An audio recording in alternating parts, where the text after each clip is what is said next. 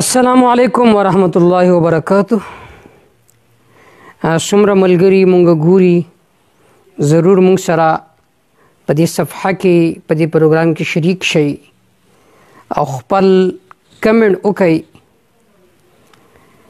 د نن پروګرام موضوع ده چې د علماو سره مینه او محبت پکار دی، ځکه العلماء ورثة الانبیاء، علماء د انبیاء علیهم السلام وارثان دي.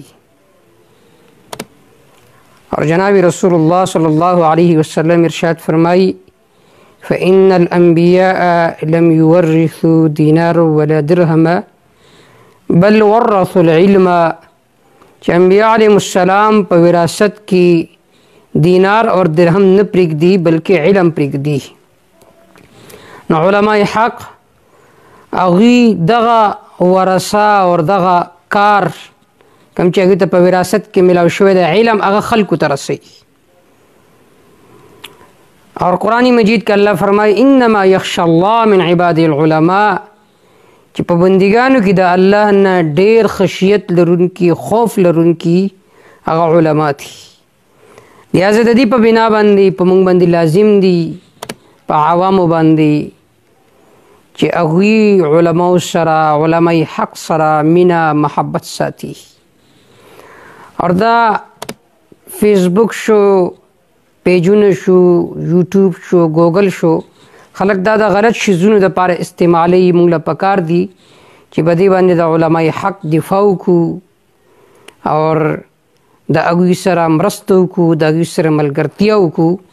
دا به زموږ دپاره په دنیا کې او په آخرت کې د نجات سبب به وي، د کامیابۍ ذریعه به وي.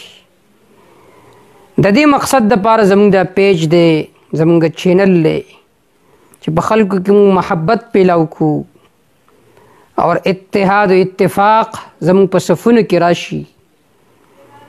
تاسو څومره ملګري دي ضرور موږ سره خپل کمنټ شریک کړئ او په دې باره کې کمنټ وکړئ، خپل رائے ظاهر کړئ چې ستاسو په علماو کې کم عالم داسې دی چې ستاسو سره ډېره مینه ده.